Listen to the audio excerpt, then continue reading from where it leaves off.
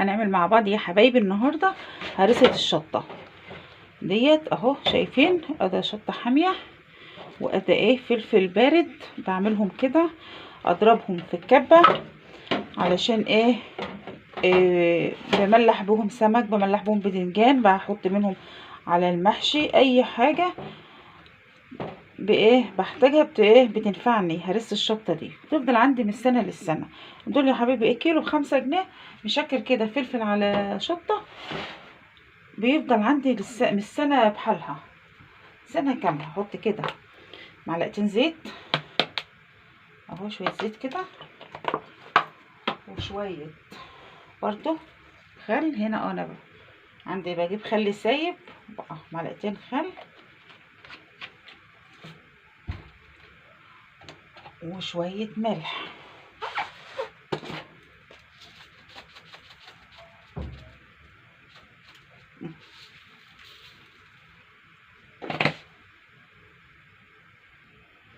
كمان ايه يا حبايبي 4 فصوص تومه، ما اكترش التوم. هنحطهم كده نضرب في الكبه. انا مش مكتره الملح بتاعها لما اضربها. هنا يا حبايبي ربع فنجان ليمون، كمان عصير ليمون هحطه عليه، ده يخليها جميله. وهنا نظبط الملح بتاعها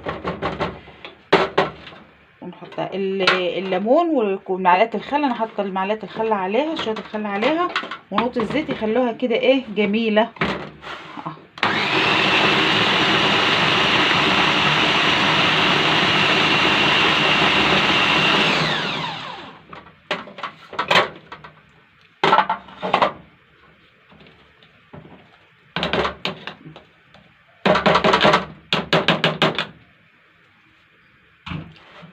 يا حبايبي انا هنا بحب ايه اعملها فلفل اخضر واحمر على بعض كده، بحب لونها كده بحيث ان هي تبقى على بدنجان على سمك على حاجه، يبقى اللون ايه حلو كده متناسق مع بعضه. شايفين اهي. ونفضينها بقى في علبه وبحطها على رف التلاجة. بتفضل عندي والله يا بنات، بتفضل عندي من السنه للسنه. من غيرها كده بحس ايه معلقه هريسه شطه ديت منها كده على المحشي بتخليه جميل. يعني اما بتخلص انا ببقى حاسه باجي ايه بقلب رنجانه بقى، بعمل سلطه الطماطم كده تبقى حلوه.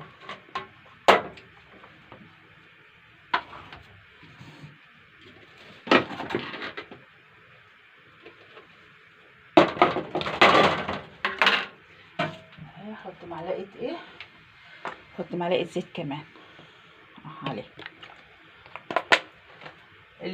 انا مش مكتره التوم بتاعها يا بنات. شايفين احطها كده اهي يا حبايبي. العلبه دي كده بخليها ايه بغطاها على رف التلاجة كده. اشتركوا كده يا حبايبي علشان كل حاجه توصل لكم، علشان مطبخي البسيط كده وحاجتي البسيطه. انا هنا تعلمكم يا حبايبي، تعليم اللي لسه داخلين المطبخ اول سنه. حاجه بسيطه خالص للمبتدئين. دي هتريحك كتير يا حبيبتي، هتريحك ايه كتير انت بتعملي اي حاجه اي شغل في المطبخ. يا حبايبي بنكون كده وصلنا لنهايه الفيديو بتاعنا. الفيديو بتاعنا بسيط خالص، كان طريقه عمل هريسه الشطه. هريسه الشطه ديت بنحتاجها كلنا وبنعوزها، وبتبقى في مطبخنا كلنا بنعملها وبتنفعنا يعني في البيت.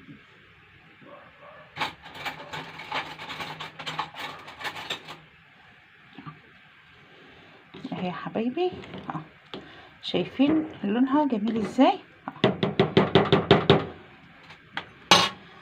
اشوفكم على خير ان شاء الله يا حبايب قلبي.